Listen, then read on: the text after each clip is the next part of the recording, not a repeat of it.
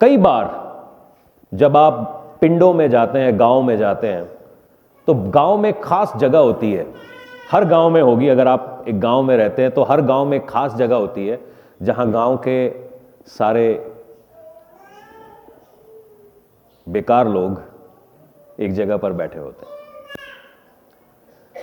हाल ही में मैं एक गांव में गया और मैं कुछ लोगों को एक जगह के ऊपर बैठे देखा। और दिन दोपहरी में जनरली गांव में बड़ी रौनक रहती है। लोग रात के 12-12, 1-1 बजे तक बाहर घूम रहे होते हैं। कई जगहों पर काफ़ी माहौल अच्छा रहता है। मगर जब आप दिन के समय किसी गांव में जाते हैं और दिन के समय आपको कुछ जवान, एक मिक्स क्राउड आपको एक जगह पर बैठा हुआ मिल जाए, या तो वो हॉलिडे होना चाहिए या तो एक ऐसा दिन होना चाहिए कि शायद कोई हादसा हो गया। अगर ये दोनों नहीं है और वहाँ पर ऐसे लोग बैठे हैं, तो कई बार मैं एक गांव में गया और मैंने देखा कि कुछ जवान लोग बैठे थे, कुछ बुजुर्ग लोग बैठे हुए थे और कुछ मिडिल एज लोग बैठे हुए थे। तो मैंने पूछा ये लोग यहाँ पर क्या कर रहे हैं? तो वो बोले कुछ नहीं, ये तो कोई काम वाम नहीं करते, यहीं बैठे रहते हैं, इनका पूरे दिन में यही काम है, एक जगह पर बैठे रहना। और जब ऐसा मैंने देखा कि ये कैसे एक जवान आदमी जो अपनी जवानी की चरम सीमा पर है, मतलब जवान आदमी होता है, उसके पास एनर्जी होती है, उसको कुछ कर गुजरने का जज्बा होता है, और ऐसा आदमी अपना पूरा दिन कैसे एक जगह पर बैठ के वेस्ट कर सकता है? कैसे कोई अपनी जिंदगी को वेस्ट कर सकता है? और जनरली ये सवाल मैं खुद से भी पूछ रहा था कि ऐसा क्या डिफरेंस है कि कुछ लोग सवेरे उठ के काम पर चले जाते हैं और कुछ लोगों का सवेरा कभी होता ही नहीं। कैसे कुछ लोग एनर्जी में रहते हैं हमेशा कि यार करना है, यहां जाना है, ऐसा करना है, और कुछ लोगों को आप मतलब उनके मुंह खोल के खाना रख दो ना तो भी वो खाना नहीं खाते, उनके मुंह में ठूसना पड़ता है। ये एक बड़ी ही एक दुविधा भरी बात है। और जब आप ऐसे जवानों को देखते हैं कि जो एक जगह के ऊपर बैठे हैं, उनकी लाइफ में कोई पर्पस नहीं है, कोई दिशा नहीं है, तो आपको समझना चाहिए कि कुछ तो है जो सही नहीं चल रहा है। आपको कुछ लोग मिलेंगे जो हमेशा एक क्लूलेस, या जिनको कुछ पता ही नहीं है आजू बाजू क्या चल रहा है जिंदगी में, उस सिचुएशन में होते हैं। आप अक्सर फेसबुक के ऊपर जाएंगे और फेसबुक के ऊपर मेकओवर की वीडियोस आती हैं। मेकओवर मतलब उसको नया, किसी एक बेघर आदमी को पकड़ते हैं, उसके बाल खराब होते हैं, उसके दाढ़ी खराब होती है, उसके कपड़े खराब होते हैं, उसको पकड़ते हैं। या किसी भी सोशल मीडिया के ऊपर जाएंगे तो उसको एक बढ़िया से सलून में ले जाया जाता है, उसके दाढ़ी वाड़ी ठीक की जाती है, उसके बाल काटे जाते हैं, बाल उसके अच्छे किए जाते हैं, उसको नहलाया जाता है, उसको नए कपड़े दिए जाते हैं, और लोग उसके ऊपर लाइक करते हैं, कमेंट्स करते हैं और वाहवाही करते हैं कि वैसे मेरे को इससे कोई कोफ्त नहीं है, मेरे को इस पूरे सिस्टम में कि आप किसी की मदद कर रहे हैं, उसको अच्छा बनाने में, अच्छा दिखने में, प्रेजेंट करने में मुझे कोई दुख नहीं है, मैं बड़ा खुश हूं कि ऐसा होता है। मगर सवाल यह है कि उस आदमी के साथ ऐसा क्या बीता कि उसके दिल में अपने घर को लेकर, मतलब उसके पास कोई घर नहीं है। उस आदमी के साथ ऐसा क्या हुआ कि उसको यह सुध बुध नहीं है कि मेरी जिंदगी बीतती जा रही है, मेरी दाढ़ी लंबी हो रही है, मेरे बाल खराब हो रहे हैं, मैं सड़क के ऊपर पड़ा हूं। कुछ तो ऐसा जरूर हुआ है उस आदमी के साथ। अगर वो मेंटली ठीक है, मानसिक रीति से वो ठीक है, और जानबूझ के वो एक फर्नीचर की तरह एक जगह के ऊपर पड़ा है, तो कुछ तो गड़बड़ है कहीं पे, कुछ तो चल रहा है जो सही नहीं है। हम उसको एक दिन उसके बाल बना सकते हैं, उसकी दाढ़ी ठीक कर सकते हैं, उसको अच्छे कपड़े दे सकते हैं, मगर अगर हमने उसकी जड़, जो प्रॉब्लम की जड़ है, उसके ऊपर काम नहीं किया, तो आप उसको 2 महीना छोड़ दीजिए, फिर आपको वही आदमी उसी हालात में मिलेगा। कई बार जब चैरिटी हम करते हैं तो चैरिटी हम इस तरीके से करते हैं दिखाने के लिए कि आपने एक आपके पास कुछ राशन थे, आप गए और लोगों के बीच में हमने बांट दिए। आपके पास राशन था, अच्छा है, आपने लोगों के बीच में बांट दिए, वो भी बहुत अच्छा है। मगर ये जो आपने चैरिटी की, ये जो आपने दान दिया, इससे क्या फायदा हुआ? जो लोग काम करना नहीं चाह रहे थे उनको घर बैठे राशन मिल गया, इससे किसकी मदद हुई? हम कई बार सोचते नहीं है, हमने पुण्य करना है, मैं चाहता हूं आप अच्छे काम करिए, जो मुसीबत में है उनकी मदद करिए, मगर वो जानबूझ के जो मुसीबत में है, जानबूझ के जो काम करना नहीं चाहते, जानबूझ के जो कर्जे में रहना चाहते हैं, जानबूझ के, तो हम उनकी कितनी मदद कर सकते हैं? हम उनकी कितनी मदद कर सकते हैं? कई बार कई देशों के अंदर ये शायद हमारे देश में भी कई हद तक ऐसा चल रहा है कि जो काम नहीं कर रहे ना वो गरीब है। वो गरीब इसलिए क्योंकि वो काम नहीं कर रहे हैं। कोई ऐसा क्यों नहीं सोचता? मैं गरीबी के खिलाफ नहीं हूं, मेरे पास कोई अरब खरब पैसे नहीं है, मगर मैं एक आपको एक दृष्टिकोण या एक पर्सपेक्टिव समझाना चाह रहा हूं कि हम जब भी कुछ करते हैं या कुछ भी काम करते हैं, उसका कोई ना कोई पर्पस जरूर होना चाहिए। और बहुत बार हमारी खुद की लाइफ में, हमारी खुद की जिंदगी में एक सवाल अगर आज आप अपने आप से पूछें, आप क्यों जिंदा हैं? आज आपके जिंदा रहने का मकसद क्या है? मेरी शादी हो चुकी है, मैंने 2 बच्चे करने हैं, मेरे 2 बच्चे हैं, मैंने उनको पढ़ाना है, लिखाना है, ये मेरी जिंदगी का मकसद है। जब बड़े बच्चे हो जाएंगे फिर क्या करोगे? एक दिन आपके बच्चे बड़े हो जाएंगे, उनकी शादी होगी, उनके बच्चे होंगे, फिर आप क्या करोगे? क्या आपकी जिंदगी का कोई मकसद रहेगा? नहीं रहेगा। आपकी जिंदगी का मकसद क्या है? क्यों आप जिंदा हैं? क्यों आपकी सांसें चल रही हैं? क्यों आप आज इस चर्च में बैठे हैं? ये सवाल हैं जो शायद हम नहीं पूछते। इन सवालों का जवाब हमें पूछना बड़ा जरूरी है, क्योंकि अगर आपके पास इन सवालों का जवाब नहीं है तो आप सारी जिंदगी भर आप चर्च में बैठे रहिए, ताली बजाते रहिए, बाइबल पढ़ते रहिए, हम कहीं नहीं जा रहे। हम कहीं नहीं जा रहे। अगर आपकी जिंदगी में मकसद नहीं है, हम कुछ नहीं कर रहे। क्यों? मुझे अच्छा लगता है चैरिटी करना, इसलिए मैंने चैरिटी कर दी, मगर उस चैरिटी का फायदा क्या है? कि मेरे कुछ करने से क्या उस बंदे की जिंदगी में आशीषें आई? क्या उस बंदे के हालात बदले? अगर ऐसा नहीं हो रहा तो मेरा करना बेकार है। पर्पस, किसी व्यक्ति की जिंदगी में पर्पस क्या है? अगर आज आपके जिंदगी में आपको आपका पर्पस नहीं पता, शायद आप सभी घरों में रहते हैं, हाँ या ना? आप सभी के पास एक ना एक घर होगा, है कि नहीं है? है तो एक बार यस बोलिए ना। घर के अंदर सामान है? ओके जी। अगर आपके घर में 100 चीजें हैं तो उन 100 का 100 इस्तेमाल आप एक दिन में करते हैं? नहीं करते। कुछ चीजें ऐसी भी होंगी आपके घर में जिनका आप इस्तेमाल नहीं करते, वो कोने में सालों साल पड़ी रहती हैं। होता है? हाँ, है आपके घर में, आप उनको महफूज रख रहे हैं, पानी से बचा के रखते हैं, धूप से बचा कर रखते हैं, मगर उसका कोई इस्तेमाल नहीं है, तो उस चीज का आप क्या करेंगे? कुछ साल तक आप उसको अपने घर में रखेंगे, शायद देखेंगे, फिर एक दिन बाहर से आवाज आएगी कबाड़ी, और उस कबाड़ी वाले को आप वो सामान दे देंगे। यही उसका एंड रिजल्ट होता है। परमेश्वर ने हमें अपनी सूरत और अपनी सीरत में बनाया है। अगर उसने कुछ बनाया है तो कुछ सोच के बनाया होगा। अगर आपने अपने घर के अंदर कोई सामान लेकर आए हैं तो कुछ सोच कर लेकर आए हैं। मगर जब आप वो सामान लेकर आ रहे हैं और जिस काम के लिए आप वो लेकर आ रहे हैं वो काम ना करे, तो फिर आप उसको कबाड़ी वाले को दे देते हैं। उसी प्रकार से परमेश्वर ने आपको बचाया है।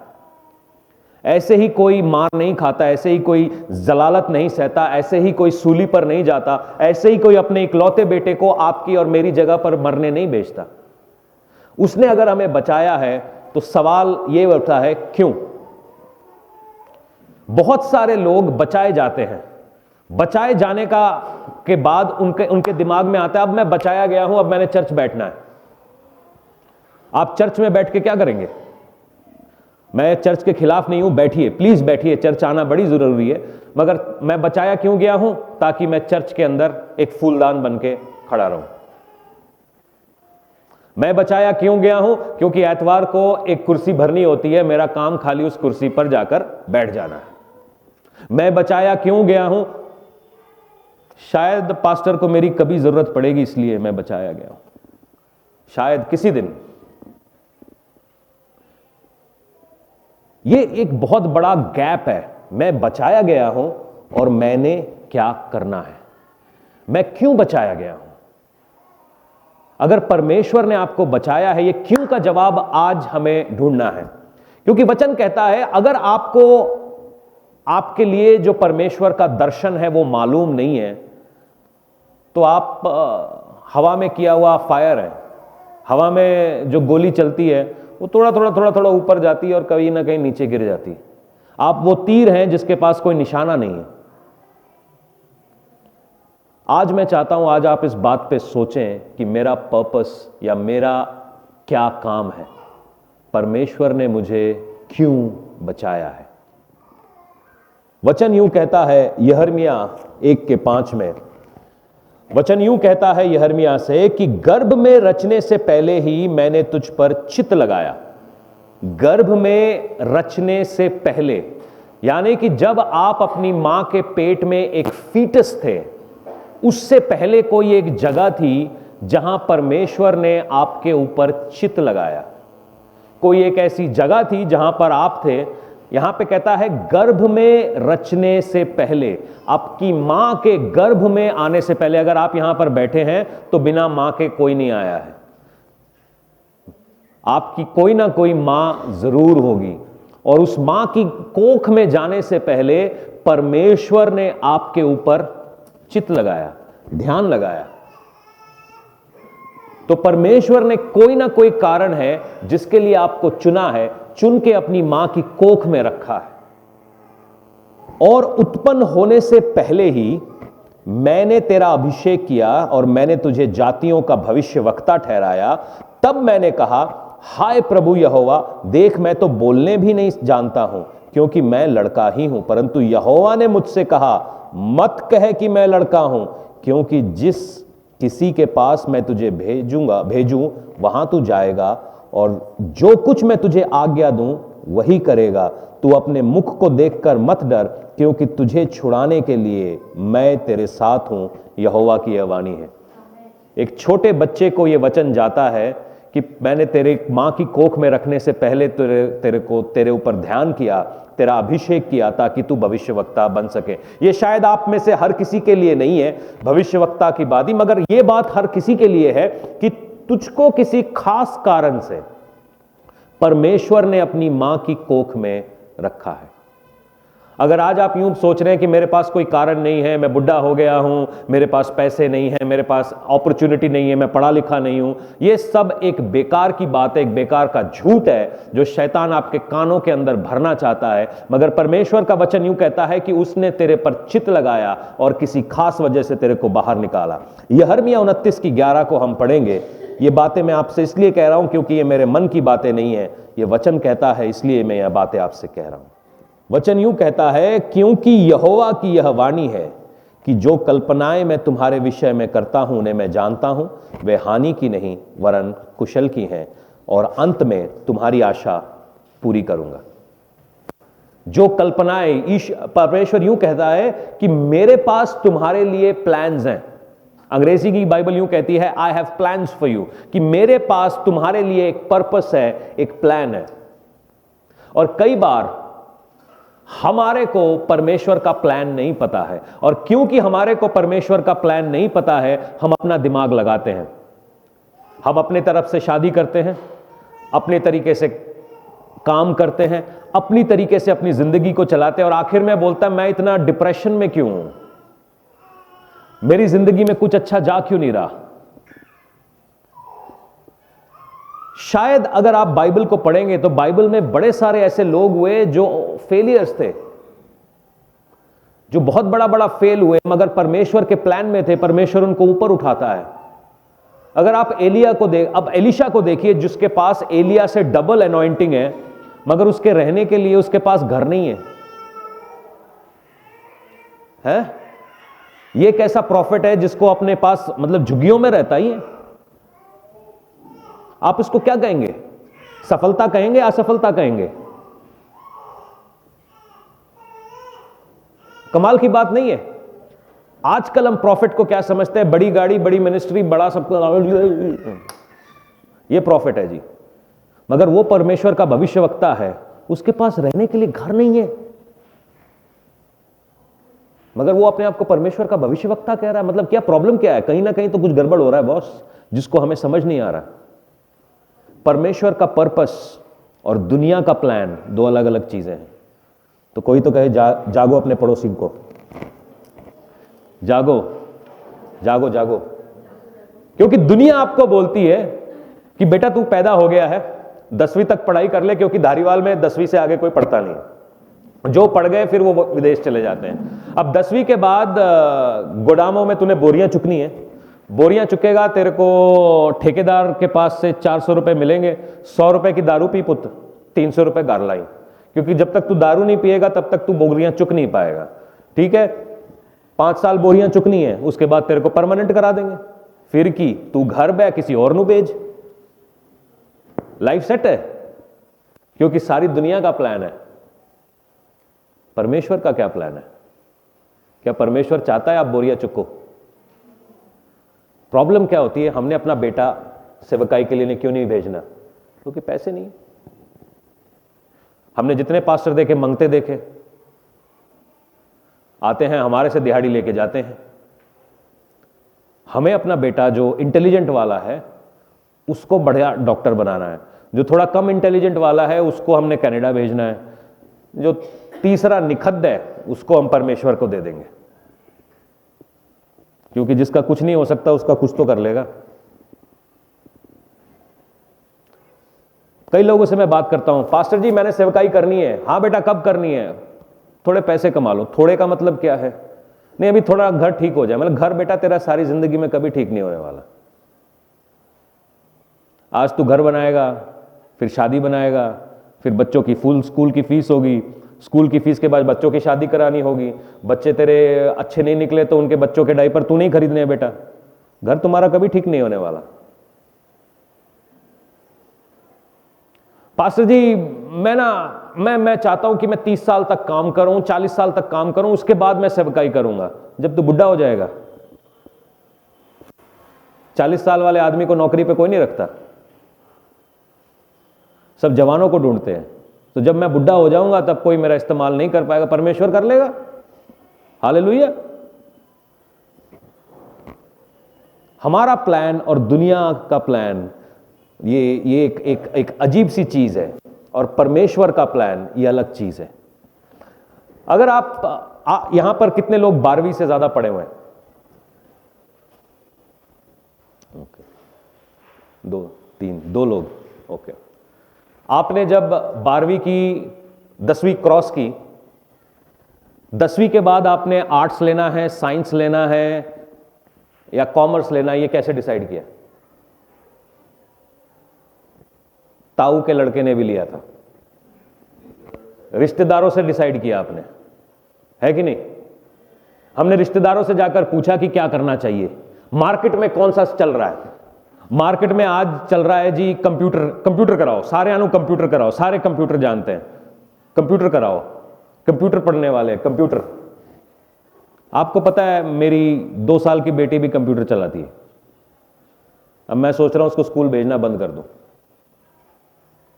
इतना माड़ा मोटा कंप्यूटर तो मैं सिखा सकता हूं। क्यों मैं साइंस लूंगा? क्यों मैं मैथ्स लूंगा? क्यों मैं कॉमर्स लूंगा? क्यों मैं आर्ट्स लूंगा? मैंने सोचा नहीं कभी, क्योंकि मेरे ताऊ के लड़के ने लिया था, मेरे पड़ोसी ने लिया था, इसलिए मैंने ले लिया। फिर ले लिया हमने साइंस, पढ़ाई हमसे होती नहीं, फिर नकल मार के किसी तरीके से पास हो गए। उसके बाद क्या? उसके बाद आईलेट्स करेंगे। हाँ, सब आईलेट्स करने लग गए, सब आईलेट्स कर रहे हैं। फिर हम आइलेट्स करके क्या करेंगे, फॉरेन जाएंगे, फॉरेन, ठीक है जी, फॉरेन पहुंच गए, उसके बाद क्या करेंगे, झाड़ू लगाएंगे जी, यहां लगा लो, कम से कम घर में रहोगे, साग और मक्के की रोटी मिलनी है, उधर छित्तर अलग से मिलने, और बर्गर खा खा के तुम्हारे होंठ बर्गर जैसे हो जाएंगे। हमने दुनियावी तरीके से अपनी लाइफ को हम जीने की कोशिश कर रहे हैं। बोलो, आज हम इस दुनिया की सोच को अपने दिमाग से निकालते हैं। यिर्मयाह 29:11 में लिखा है, परमेश्वर का प्लान है मेरे लिए। कहिए, परमेश्वर का प्लान है मेरे लिए, मैं किसी खास काम के लिए बनाया गया हूं, आज मैं उसे पाके रहूंगा। मैं अपनी जिंदगी के बारे में बताता हूं आपको।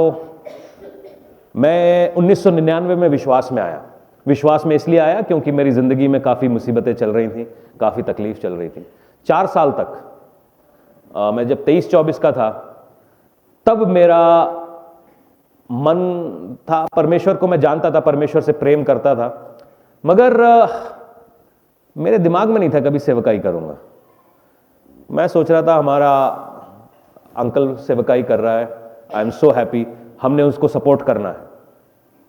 मेरा काम था पैसे कमाना। मैंने अपनी जिंदगी के 8 साल पैसों के चक्कर में बर्बाद कर दिए।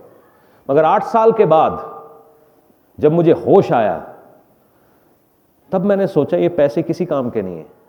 आप अपनी सारी जिंदगी वेस्ट कर सकते हैं और वो आखिर में आपको ऐसा लगेगा कि पैसा आपको सेटिस्फैक्शन नहीं दे सकता। पैसा आपके जो पिताजी मर रहे हैं उनको आखिरी सांसें नहीं दे सकता। पैसा आपको थोड़ी देर तक के लिए कंफर्ट दे सकता है, आप एक अच्छे गद्दे पर सो सकते हैं, मगर पैसा कभी आपको नींद नहीं दे सकता। और ये बात जब मेरी समझ में आई तो मैंने अपना सर फाड़ लिया। मैंने कहा अपने मेरे 8-10 साल ऐसे ही बर्बाद कर दिए। 8-10 साल मैं दब के भागा हूं, इतना भागा हूं कि मैं क्या बता सकता हूं आपको। 12-12, 1-1 बजे तक काम करना, 2 बजे तक काम करना, एंडलेस काम करना। जितना काम मैं कर सकता था मैंने इन 12 या 14 सालों में किया है। मगर इन 14 सालों के बाद मेरी बात समझ में आई कि पैसा बुरा नहीं है, काम करना भी बुरा नहीं है। बुरा यह है कि मेरे पास मेरी जिंदगी में कोई पर्पस नहीं है। पर्पस नहीं है। सपोज मैंने 1 करोड़ रुपए खर्च बना लिया, आज शायद मेरे लिए 1 करोड़ बहुत बड़ी फिगर होगा। जब मैं 1 करोड़ पे पहुंच जाऊंगा, किसी और को देखूंगा उसके पास 4 करोड़ है, फिर मैं 4 करोड़ की दौड़ में लग जाऊंगा। 4 करोड़ देखूंगा, 4 करोड़ किसी के पास 8 करोड़ होंगे, मैं 8 करोड़ की दौड़ में लग जाऊंगा। किसी के पास जब मैं 8 करोड़ तक पहुंच जाऊंगा, किसी के पास 12 करोड़ होंगे, फिर मैं 12 करोड़ की दौड़ में लग जाऊंगा। ये दौड़ कभी खत्म नहीं होगी, ये दौड़ कभी खत्म नहीं होगी। मैं पैसे बोल रहा हूं, कुछ लोगों की दौड़ शायद एक अच्छा घर है, कुछ लोगों की दौड़ शायद एक अच्छी गाड़ी है। ये दौड़ आपको कभी खत्म नहीं होने देगी, कभी सोने नहीं देगी, कभी आराम करने नहीं देगी, क्योंकि हमारे पास पर्पस नहीं है। हम बस बेकार में घूम रहे हैं। सबसे पहला पर्पस आता कैसे है? अगर आज कोई यहां पर बैठा है जो यूं कह रहा है कि मेरे पास मेरी लाइफ में पर्पस नहीं है, मैं ये नहीं बोल रहा हूं कि आप सारे के सारे क्योंकि विश्वास में आ गए हैं सब सेवकाई में आ जाओ। शायद सेवकाई हर किसी के लिए नहीं है, मगर आपको मालूम है कि परमेश्वर आपके जरिए से क्या सेवा चाहता है। यह तो पता होना चाहिए आपको कि आपने करना क्या है। सबसे पहली चीज अगर आपको पर्पस चाहिए तो वो है पवित्र आत्मा का बपतिस्मा, क्योंकि जब पवित्र आत्मा का बपतिस्मा आता है जीवन बदल जाता है। एक्ट्स 2 प्रेरितों के काम 2 में देखेंगे, 120 डर के मारे एक घर में बैठे हुए थे। उनको पता नहीं था कि क्या करना है, क्या कहां जाना है, क्या बोलना है। उनको जिस प्रभु यीशु मसीह को वो इतना ग्रेट समझ रहे थे कि जो यरूशलेम की सरकार को बदल देगा, उसने सरकार बदली नहीं। वो तो खुद सलीब पर मर गया और 40 दिन के बाद स्वर्ग में चला गया और इनको पीछे छोड़ गया। अभी 120 डरे हुए थे, मगर इनके दिल में कहीं ना कहीं फेथ था। वो एक कमरे में यरूशलेम में बैठे और प्रार्थना करने लगे। पवित्र आत्मा उनके ऊपर उतरा, और जिस दिन पवित्र आत्मा उनके ऊपर उतरा, उनकी जिंदगी में पर्पस आ गया।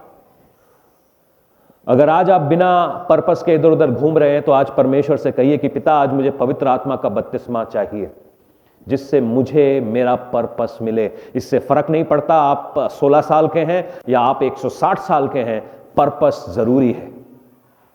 अगर वो नहीं है, आपकी जिंदगी में क्या काम है, क्या मायने हैं, तो कोई फायदा नहीं है। सबसे पहला स्टेप, अगर कोई जवान यहां पर बैठा है, कोई बुजुर्ग यहां पर बैठा है जिसकी जिंदगी में कोई पर्पस नहीं है, वो पवित्र आत्मा मांगे। Step 1 Holi spirit. एक प्रेरितों के काम 2 में पवित्र आत्मा इनके ऊपर आया और ये लोग फैल गए।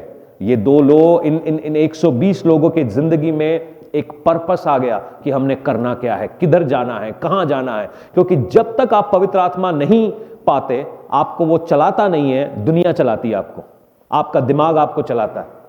आपको यही नहीं पता है कि मैंने साइंस लेकर सही किया या मैंने कॉमर्स लेना था। आपको यह नहीं पता कि मैंने कौन से स्कूल में जाना था, कौन से कॉलेज में जाना था। क्योंकि हम तो जहां सब सारी दुनिया चला रही है, भेड़ चाल समझते हैं, पीछे पीछे चल गए। फैशन डिजाइनिंग करेंगे, फैशन डिजाइनिंग।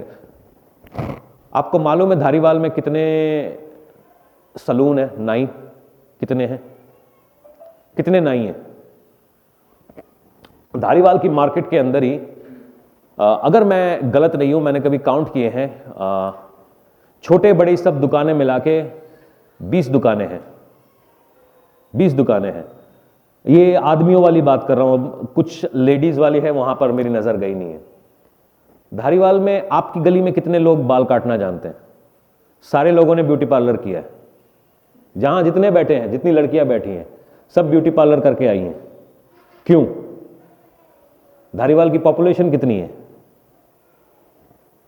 शायद सपोज ऐसा करिए, ऐसा समझते 2 लाख, उनमें से कितने लोग ब्यूटी पार्लर जाते हैं महीने में? 10%, शायद 20,000। कितने लोगों को ब्यूटी पार्लर का काम आता है? 40,000। ये कहते मैं तो काम सीख लिया, अब मैं जाऊं क्यों, मैं खुद ही नेल पॉलिश लगाऊंगी, खुद ही।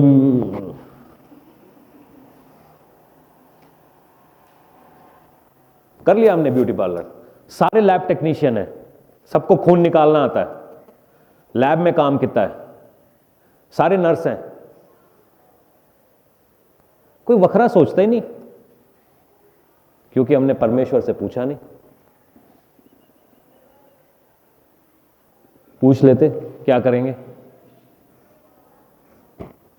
फिर बोलते पास्टर जी जीवन में ना जीने का मजा नहीं आ रहा, कुछ नया करके देखते। कहां जाओगे? अमेरिका। बेटा वहां जाके भी आप पर्पसलेस हैं, वहां जाके क्या कर लोगे? नहीं, अमेरिका एक बार चले जाओ ना, बस एक बार, वापस मैं नहीं आने का। मैंने अभी एक कहानी सुनी, एक बड़ा करोड़पति आदमी मेक्सिको से अमेरिका जा रहा था।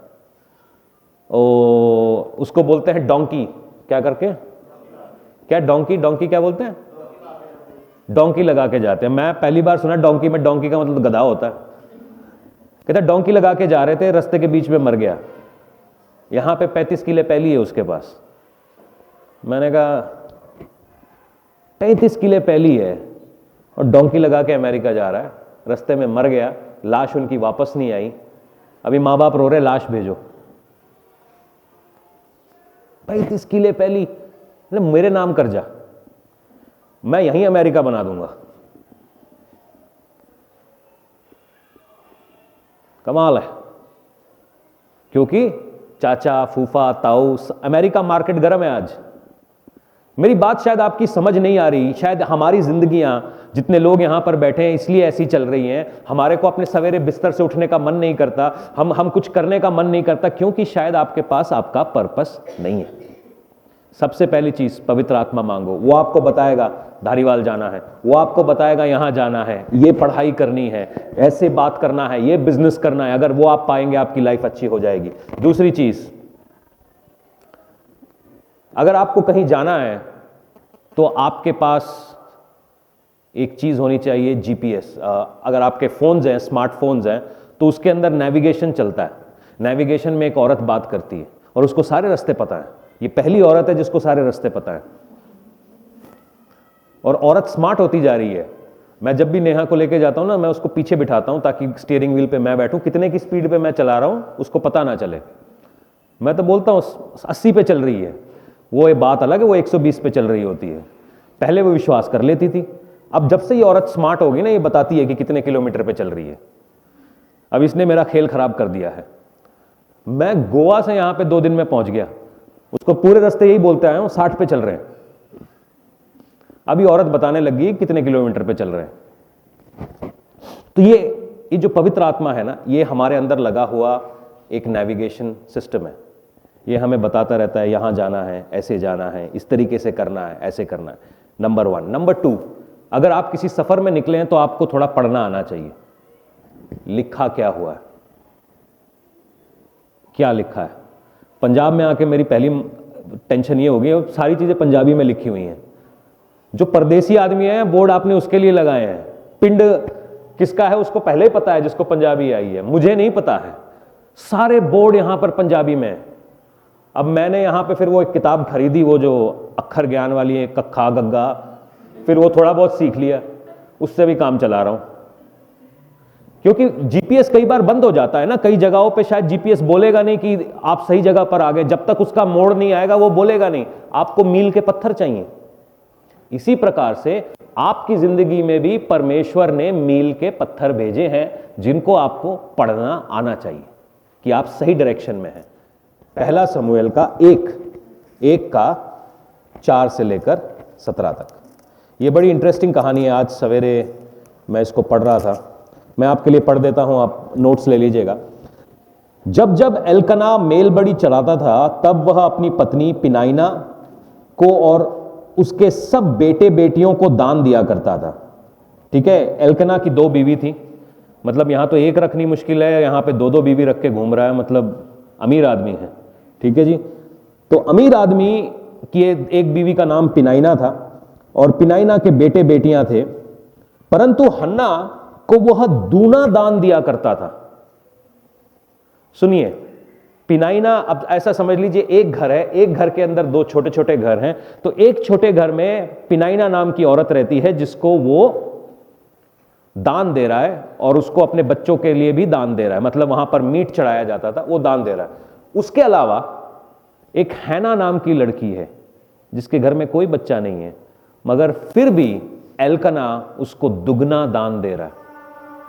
कई बार आप गिफ्टेड नहीं है, आप ज्यादा पढ़े लिखे नहीं है, आप ज्यादा स्मार्ट नहीं है, मगर फिर भी परमेश्वर आपको ऊपर लेके जाता है।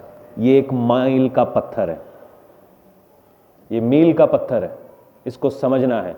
उसके पास बच्चे नहीं थे, मगर फिर भी उसको डबल मिलता था। कोई मेरी बात को समझ रहा है? कई बार परमेश्वर आपको डबल दे रहा है, यह बताने के लिए कि यही आपका रास्ता है। सुनिएगा, परंतु हन्ना को दूना दान दिया करता था, क्योंकि वह हन्ना के प्रति हन्ना से प्रीति रखता था। तो भी यहोवा ने उसकी कोख को बंद रखी थी। किसने उसकी कोख को बंद किया था? मेरी बाइबल में लिखा है कि आपकी बाइबल में लिखा है? कई चीजें परमेश्वर ने आपकी बंद करके रखी हैं। क्यों? वो भी मैं आपको बताता हूं। यहीं पे पर्पस है आपका। परमेश्वर, मैं तो हर बार जाके दीवार से टकरा रहा हूं, हर साल मैं तेरी मंदिर में आ रही हूं, हर संडे मैं तेरे घर में आ रही हूं, कुछ हो नहीं रहा, तू मेरे लिए कर नहीं रहा, तू मेरे लिए रास्ते नहीं खोल रहा। सुनिएगा, अच्छा है दरवाजे बंद है, परंतु उसकी सौत इस कारण से कि यहोवा ने उसकी कोख को बंद रखी थी, उससे अत्यंत चिढ़कर कुड़कुड़ाती रहती थी। ये आपको चिढ़ दिलाने वाले लोग हैं। होर किदा बढ़िया नहीं तेरे वीजा का काम, पैसे आए नहीं तेरे, शादी नहीं हुई अभी तक तेरी? अच्छा, चुन्नू मेरा बेटा हुआ नहीं तेरा अभी तक? ये आपका माइलस्टोन है। चिड़चिड़ाओ मत, खुश हो, खुश हो। जब लोग ऐसा कहते हैं खुश हो, क्योंकि प्रभु ऐसा चाह रहा है कि आप खुश हो। ये हमारे धक्का लगाने वाले लोग हैं। आपको कोई धक्का, मोटिवेशन चाहिए ना, ये मोटिवेशन है हमारा। चिड़ो मत, ये मोटिवेशन है। सुनो आगे क्या होता है। वह प्रतिवर्ष ऐसा ही मतलब रेगुलर कर रही थी, और जब हन्ना यहोवा के भवन में जाती थी, तब वो पिनाइना उसको चिढ़ाती थी, इसलिए वह रोती और खाना ना खाती थी। इसलिए उसके पति एल्कना ने उससे कहा, हे हन्ना, तू क्यों रोती है और क्यों खाना नहीं खाती, और तेरा मन क्यों उदास है? क्यों तेरे लिए मैं 10 बेटे से अच्छा नहीं हूं? आपको कुछ मिल जाएंगे। ओए नहीं नहीं नहीं, पुत छड़ दे, मां हूं मैं तेरी, इधर रह, सारी जिंदगी भर मैं तेनू खिलाना आया, तू घर रह, कॉम्प्रोमाइज कर ले, यू नो, कॉम्प्रोमाइज। जिस थां बैठा है उस थां बैठा रहे, आगे जाने की जरूरत नहीं है। एक तरफ से परमेश्वर ने उसकी कोख बंद कर रखी है, एक तरफ ये पिनाइना है जो उसको चाबी भरती रहती है, एक तरफ एल्किना है जो कहता है बेटा सेटल हो जा, रो मत, ऐदा ही चल जाना है, कॉम्प्रोमाइज कर लेंगे, बैठ जाएंगे, क्या हो गया, मैं हूं ना, मैं हूं ना, मैं तेरे साथ हूं, मैंने कौन सा तेरे को छोड़ दिया है। कॉम्प्रोमाइज करवाना शैतान का काम है। वो आपको चाहता है कि आप कॉम्प्रोमाइज करके सेटिस्फाइड हो जाओ, चाहता है आप बैठे रहो, जिस थां बैठा है बैठे रहो। आगे सुनिएगा। जब शिलो में खाने और पीने के बाद हन्ना उठी और यहोवा के मंदिर के चौखट पर एक बाजू के पास एली याजक कुर्सी पर बैठा हुआ था, वह मन में व्याकुल होकर यहोवा से प्रार्थना करने लगी और बिलक बिलक कर रोने लगी, और उसने यह मन्नत मांगी कि हे सेनाओं के यहोवा, यदि तू अपनी दासी के दुख पर सचमुच दृष्टि करे और मेरी सुधि ले, तो अपनी दासी को भूल ना जाए, अपनी दासी के पुत्र अपनी दासी को पुत्र दे। क्या दे? अब सीधा उसने बेटा मांगा, बेटी नहीं मांगी, कहता बेटा ही चाहिए मेरे को, पुत्र दे। क्यों चाहिए पुत्र? तो मैं उसके जीवन भर के लिए यहोवा के अर्पण करूंगी, उसके सिर पर छुरा फिरने ना पाएगा। सुनिएगा नाजरीन वाओ, जब वो यहोवा के सामने ऐसी प्रार्थना कर रही थी तो एली उसके मुंह की ओर ताक रहा था। हन्ना मनी मन कह रही थी कि उसके होंठ तो हिलते थे परंतु उसका शब्द सुनाई ना पड़ता था, इसीलिए एली ने समझा कि वो नशे में है। तब एली ने उससे कहा कि तू कब तक नशे में रहेगी, अपना नशा उतार। हन्ना ने कहा, नहीं हे मेरे प्रभु, मैं तो दुखिया हूं, मैं तो दाख मधु पिया है और ना मैंने मदिरा, मैंने अपने मन की बात यहोवा को खोलकर कही।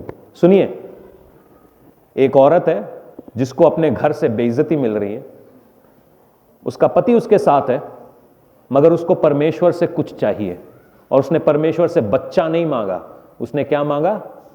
क्या मांगा? की मांगया? पुत्र। मैनू पुत्र दे। और पुत्र का काम मैं की करना? मैं तेरे घर च भेजना।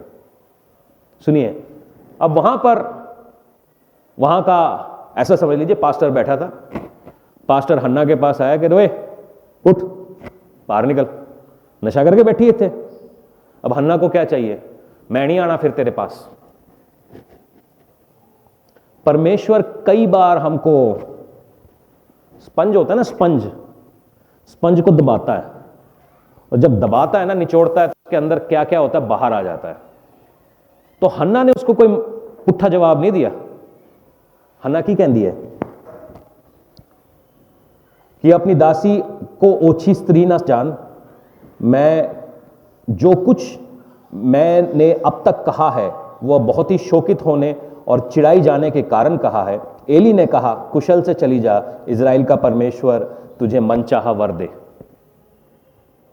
टेक्निकली बिना कारण के परमेश्वर के दास ने उसको थोड़ा सा चाबी भरी, उसको इंसल्ट किया, दारू पी के यहां क्यों बैठी है, जबकि वो दारू पी हुई नहीं थी। वो कहती है नहीं, मुझे परमेश्वर से वर चाहिए, क्योंकि उसका पर्पस क्लीन था, उसका पर्पस उसके सामने था कि मुझे बेटा लेके जाना है। आधे से ज्यादा लोग चर्च में आते हैं, आशीष लेके गायब हो जाते हैं। आप इस बात के गवाह हैं। आशीष लेके गायब, वो दोबारा आपको कभी चेहरा नहीं दिखाएंगे, मगर ये औरत ऐसी नहीं थी। वो कहती मैंने यहीं से बेटा लेके जाना है, यहीं से लूंगी, वापस यहीं करूंगी। वो गई नहीं वहां से। परमेश्वर ने उसकी सुधि ली और इजराइल का पहला भविष्यवक्ता उसकी कोख में से निकला। परमेश्वर कुछ दरवाजे इसलिए बंद कर रहा है ताकि आपको चाबी भर सके, चाबी भर सके। यू नो, ये चाबी भरना क्या होता है? आपने कभी वो चाबी वाला खिलौना देखा है? जितनी तेज चाबी भरेंगे उतना आगे तक जाता है वो। कुछ बातों परमेश्वर ने इसलिए आपकी लाइफ में रोक रखी हैं ताकि आप इस धुंध में से सीधा देख सको।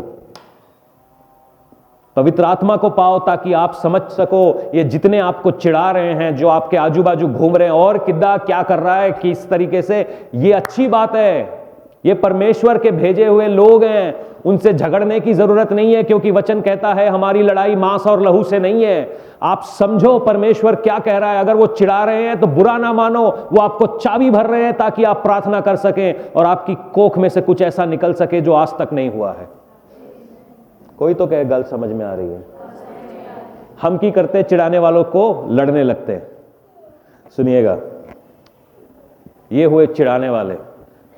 दूसरी बात, आप मरकुस रचित सुसमाचार उसके 5 के 18 में देखेंगे, वहां पर गेदसरीन बोल के एक जगह है। मरकुस 5 के 18 में यूं लिखा है, गिरासेनियों गेदसरीन, गिरासिनियों के जगह पर यीशु मसीह पहुंचता है। वहां पर एक आदमी है जिसके अंदर 5000 दुष्ट आत्माएं हैं। वो कहता है सेना मेरे अंदर है। डिलीवरेंस होता है उस व्यक्ति का। वो दुष्ट आत्माएं जाके सुअर में जाती हैं, सुअर पानी में जाते हैं, और वो लोग कहते हैं कि यार आपने हमारा बड़ा नुकसान कर दिया, यीशु मसीह आप चले जाओ यहां से। यीशु मसीह नाव में बैठ जाता है। मरकुस 5 के 18 में वो व्यक्ति जिसके अंदर दुष्ट आत्मा था, वो यीशु मसीह के पास आता है और यूं कहता है कि मैं आपके साथ चलना चाहता हूं। यीशु मसीह उसे कहता है मेरे साथ मत चल, तू अपने घर पे जा और अपने घर वालों को बता कि मैंने तुझे लिए क्या किया है। जिंदगी में आपको बहुत सारे लोग मिलेंगे, मेरी बात बहुत समझिएगा, बहुत ध्यान से समझिएगा, और यहां पर बहुत सारे लोग धोखा खा जाते हैं। वो लोग आपके साथ एक सीजन के लिए हैं। यीशु मसीह ने अपनी सेवकाई शुरू करने से पहले क्या किया? 40 दिन उपवास रखा और 12 चेलों को चुना। उसमें से एक चेला उनको इनकार कर गया था, एक चेला उनको धोखा दे गया था। इनकार करने वाले और धोखा देने वाले भी जरूरी हैं अगर आप अपने पर्पस में हैं। अगर आप यीशु मसीह हैं तो आप जानते हैं आप क्यों पैदा हुए थे, आप जानते हैं आप क्यों मरने वाले हैं। उन्होंने 12 चेलों को चुना और 12 में से एक उनको इनकार कर गया था और एक उनको धोखा दे गया था। यह भी जरूरी है, यह भी जरूरी है। इनकार करने वाले, धोखा देने वाले भी जरूरी हैं। अब मरकुस 5 के 18 में मिलते हैं कि हर कोई आदमी जो अच्छा है, जरूरी नहीं है कि वो आपके साथ नाव में बैठने लायक है। क्योंकि उसने हंस के 2 बातें कर ली इसलिए मुझे लगता है मेरे को उसके साथ शादी कर लेनी चाहिए। क्योंकि उसके वो बड़ा मीठा गीत बोल दी है, मेरे को उसके साथ शादी कर लेनी चाहिए, उसको अपनी नाव में परमानेंटली रख लेना चाहिए। यहां दुनिया की सबसे बड़ी बेवकूफी है। क्या यीशु मसीह ने उसका डिलीवरेंस सही नहीं किया था? क्या उसको कोई शक था? उसके अंदर दुष्ट आत्मा अभी भी है। मगर हर कोई आदमी आपके साथ आपके पर्पस के लिए सही नहीं है। इसके लिए आपको पवित्र आत्मा चाहिए। यीशु मसीह ने उस आदमी को चंगा किया, कहता तू अपने घर को जा, मेरे मिशन में तेरी कोई जगह नहीं है। ये लोग बुरे नहीं है। आपने कभी रॉकेट देखा? रॉकेट कभी उसको उड़ते हुए देखा है?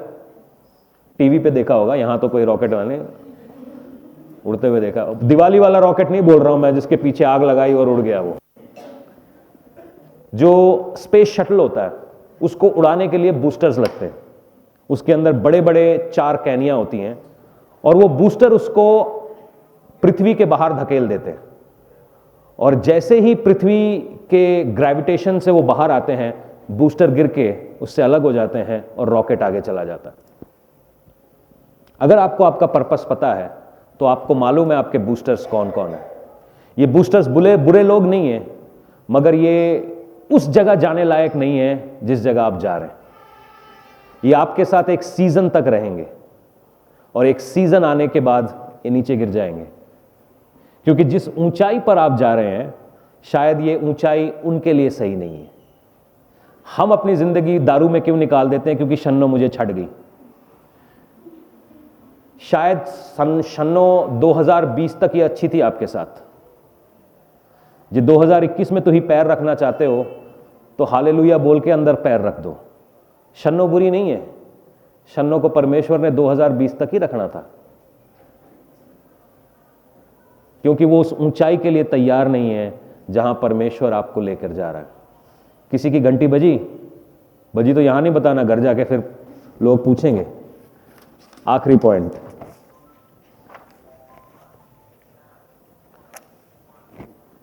रोमियो 8:28 यूं कहता है कि हम जानते हैं जो लोग परमेश्वर से प्रेम रखते हैं उनके लिए सब बातें मिलकर भलाई को उत्पन्न करती हैं। जरूरी नहीं है बातें भली हैं। यीशु मसीह को सलीब पर मारा जा रहा था, उसमें क्या भला था? उनको कोड़े पड़ रहे थे, उसमें क्या भला था?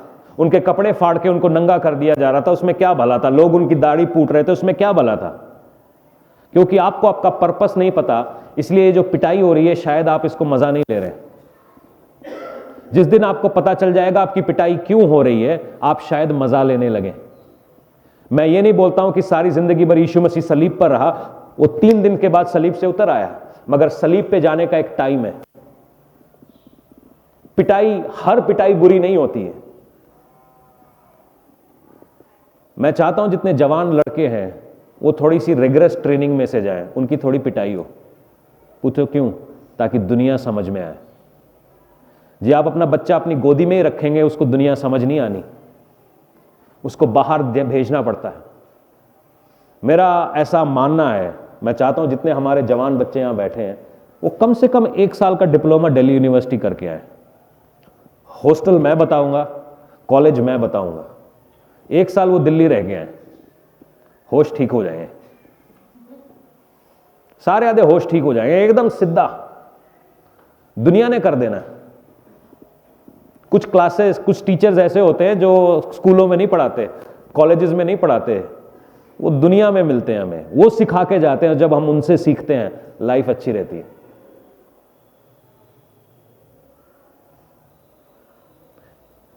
यूसुफ को उसके भाइयों ने बेच दिया, उसमें क्या अच्छा था? पोतीफर की बीवी ने उसको जेल में डलवा दिया, उसमें क्या अच्छा था? जब तक आपको आपका पर्पस नहीं पता है, आपको लगेगा हर एक चीज मेरे साथ ही ऐसा क्यों हो रहा है। कितने लोगों को ऐसा लगता है मेरे साथ ही ऐसा क्यों हो रहा है? हाँ, वो देखे, एक तो है, एक तो ईमानदार है, बाकी हंस रहे हैं 2। कितनों को लगता है मेरे साथ ऐसा क्यों हो रहा है? छितर मुझ में क्यों पड़ते हैं? 3, तेरे तक अलग कारण है।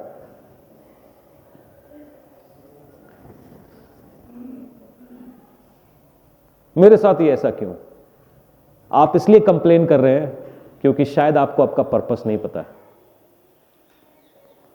लोहे से पूछो वो तलवार बनने से पहले कितनी भट्टियों में से गुजरता है, कितने हथौड़े की मार खाता है, कितने बार उसको ग्राइंड किया जाता है, उसके बाद कहीं जाके वो तलवार बन पाता है। नहीं तो वो लोहे का टुकड़ा ही है। अगर आप तलवार बनना चाहते हैं तो आपको गर्मी से, हथौड़ों की मार से और ग्राइंडिंग से कोई कोफ्त नहीं होनी चाहिए, क्योंकि आपको पता है कि परमेश्वर मुझे तलवार बनाना चाहता है। आपके दिमाग में आप सुई हैं तो आप सुई तो वैसे ही है, उसको ऐसे करो सुई बन जाएगी। उसको इतने हथौड़ों से मारा नहीं जाता, उसको इतनी बार घिसा नहीं जाता, वो सुई है। अब सुई पूछेगी हाँ मेरे साथ ऐसा क्यों? क्योंकि मैं तो सुई हूं, मेरे से किसकी रक्षा होनी है? मैं कपड़े सिलने के काम आती हूं। मगर तलवार, उसको मालूम है वो क्या काम करती है, उसके पास कमजोरी की कोई जगह नहीं है। ये जो कुछ भी हो रहा है, शायद आपके साथ टफ हो रहा है, बुरा हो रहा है, गलत हो रहा है, घबराइए नहीं, आपको आपका पर्पस पता है। मुझे मालूम था कि पंजाब में परसिक्यूशन आएगा, और मुझे मालूम था 2017 से कि पंजाब के हालात बिगड़ेंगे, मगर मैं फिर भी अपने परिवार को लेकर पंजाब आया, क्योंकि मैं जानता हूं कि परमेश्वर का एक पर्पस है। हम निकलेंगे और तेजोमय कलीसिया होकर निकलेंगे।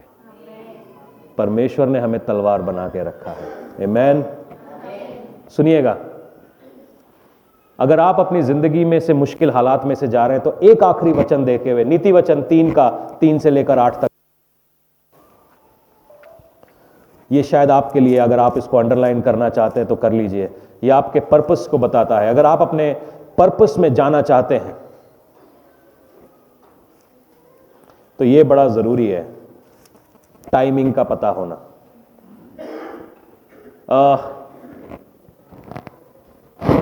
कितने लोग साइकिल चलाना जानते हैं? ओके, सभी जानते हैं? देखो मैंने कितनी अच्छी बात कही, साइकिल। जो लोग चलाना नहीं जानते वो घर जाके सीखें।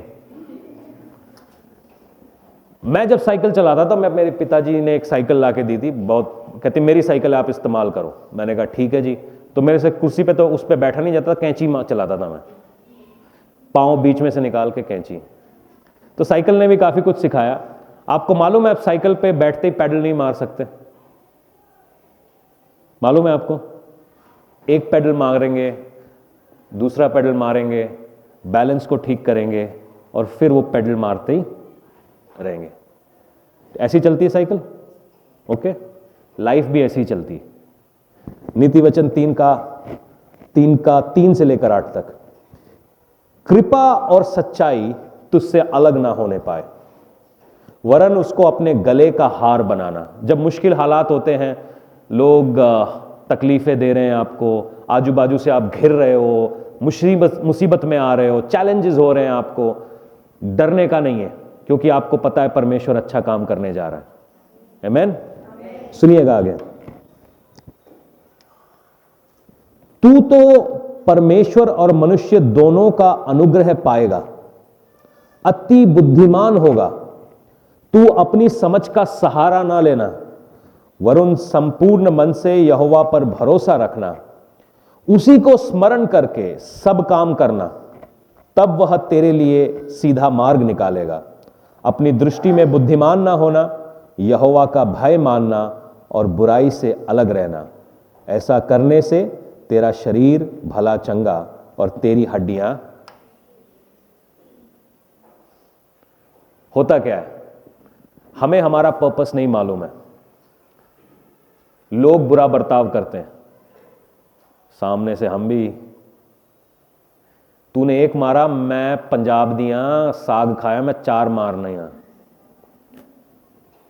मैं तेरा मुंह नोच लेनी है। यहां पे मेरे को जो मेरी पंजाबी एजुकेशन, पहले पता है, पहला शब्द जो मैंने सीखा वो सीखा खसमाणु खानी। मेरे को लगा कि कोई खाना मंगा रहा है।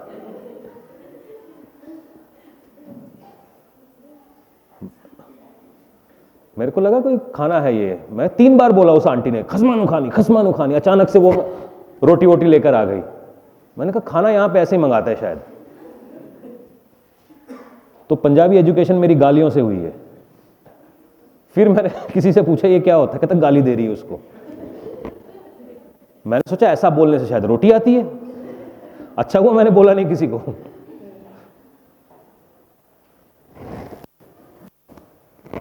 जब टेंशन हो रही है, दबाव हो रहा है, तो हमारा मुंह, हमारा दिमाग शायद आपको किसी और तरीके से आगे लेकर जाए, मगर वचन यूं कहता है कि कृपा और दया आपके गले में रहे। जो दूसरे करते हैं उसकी नकल ना करें, आप अपना रास्ता खुद ढूंढ निकालेंगे। परमेश्वर सारी टेढ़ी चीजों को सही करेगा। ठीक है, किसी को जवाब मैं आज कहना चाहता हूं। कितने लड़के यहां बैठे हैं, एक बार हालेलुया बोलो। लड़के मैंने बोला, तू दक्ष भी हाथ उठा रहा है। हाँ, तू भी लड़कों में आ जाएगा 1 साल में। कितने जवान लड़के यहां बैठे हैं? एक ही बोला, बाकी अभी सवाल पूछ रहे हैं। किसी लड़की को आप पसंद करते थे कभी? अरे, और वो किसी और के साथ नस गई, सेट हो गई? हाँ या ना? अभी भी बोलो हालेलुया। हाँ, कितने ऐसे बैठे हैं? अभी अपनी पत्नियों के आगे मत बोलना, उसके बाद मैं जिम्मेदार नहीं हूं, घर जाके फिर पता चले इस रविवार मेरे को सोने नहीं देना आप लोगों ने। अभी मुंह बंद रखना। तो उनकी सारी जिंदगी ये जवाब देने में बीत गई कि वो लड़की को कैसे बताऊं कि मैं ज्यादा काबिल हूं। उन्होंने नौकरियां इसलिए की, उन्होंने घर इसलिए बनाए। फिर आखिर में उनको पता चला, उसको तो पता ही नहीं चल रहा, फेसबुक पे उन्होंने फोटो भी डाली, माई न्यू कार। अब तो इंप्रेस हो जाए, बेवकूफा। तो किसको खुश करने की कोशिश कर रहा है? जिसने पहले तेरी वैल्यू नहीं की, उसने अब कौन सी कर लेनी है? जब तेरे पैसे देख के वो आ भी गई, तो फिर वो पैसे के पीछे आ रही है और किसी चीज के पीछे नहीं आ रही। कई बार हमारी जिंदगी का ज्यादातर समय उन लोगों को जवाब देने में जाता है जिन्होंने हमारी कद्र नहीं जानी। सारी जिंदगी एक दिन वो मेरी कद्र जानेंगे, नहीं जानी नहीं जानी है, क्या फर्क पड़ता है। जो तुम्हारी कद्र कर रहा है, जो तुम्हारी बातों को वैल्यू दे रहा है, क्यों ना हम उनके साथ ज्यादा टाइम स्पेंड करें। हां, तो आपका जो लड़ाई जो है ना वो आधी खत्म हो जाएगी वहीं पे। आप अपने पर्पस पे चलने लगेंगे। जिस काम के लिए परमेश्वर ने आपको अपनी सूरत और अपनी सीरत में बनाया है, आप उस डायरेक्शन में चलने लगेंगे और अब आपकी जिंदगी बड़ी खूबसूरत हो जाएगी यीशु के नाम में। आज परमेश्वर से यही प्रार्थना कीजिए, पिता, बहुत सारे लोग बोलते हैं पिता मुझे पैसा दे, मुझे घर दे। मैं आज बोलता हूं आज आपको पर्पस मिलना चाहिए। आप किस लिए बनाए गए? अगर आपको वो मिल गया तो घर, बंगला, गाड़ी सब आपके पीछे आती है, आपको जाने की जरूरत नहीं। आज गूगल यूज जानते हैं? गूगल, हां, गूगल सुना है? अच्छा, गूगल का मतलब क्या होता है? इस शब्द का भी कोई मतलब होता है? यूनानी में इसका मतलब है ढूंढना। जब गूगल को दो आदमियों ने बनाया था तो उन्होंने ऐसे ही बना दिया, मगर आज आपके फोन, अगर वो एंड्रॉयड फोन है तो वो गूगल चलाता है। दुनिया का एटलीस्ट 50% इंटेलिजेंस जो है वो गूगल चलाता है। इन दोनों को अपना पर्पस मालूम था कि हम क्या कर रहे हैं। गूगल आपसे कितनी फीस लेता है? हाँ, क्या लेता है आपसे? कुछ ढूंढना हो आपने, किस पे जाते हैं? कितने पैसे मांगते हैं आपसे ढूंढने के? हाँ, मगर दुनिया की सबसे अमीर कंपनी है। कैसे कैसे? सोचा नहीं कभी उसका पैसा कहां से आता है? आपसे तो पैसे लेते नहीं, और तुझे पता है, उन्होंने नहीं पता। तू मेरे नाल रह रहे कि तू स्मार्ट हो चुका है। एक ऐसी चीज जो फ्री में मिली हुई है, वो सबसे अमीर कैसे? क्योंकि अगर आपको आपका पर्पस मालूम है तो चिंदियों में और टुकड़ों में जीने की जरूरत नहीं है। आप उड़ने के लिए बनाए गए हैं। यहां से मोटिवेशन नहीं दे रहा हूं, आपका दिमाग खोल रहा हूं।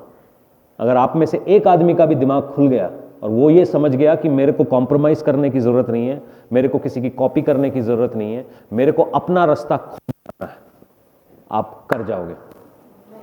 ये पिनाइना आपको मिलेगी हर जगह पर। और किदा मेरा एक बॉयफ्रेंड तेरे पास की है? मेरे पास यस्सु है। मैनू ऐदा बॉयफ्रेंड का की करना है हर 6 महीने में बदल के? या कोई फोन का कवर है या मेरी जुत्ती है? मेरे को एक चाहिए, वो है परमेश्वर। वो मेरी लाइफ में है, मैं सेट हूं, मेरी जिंदगी सेट है, दुनिया सेट है। आपका पर्पस क्या है? क्यों आज आपका दिल धड़क रहा है? क्यों आज आपकी सांसें चल रही हैं? क्यों आज आप यहां पर बैठे हैं? ये जानना बहुत बहुत जरूरी है। और जो बंदा इसको जान गया वो ब्लेस्ड हो गया। आमीन।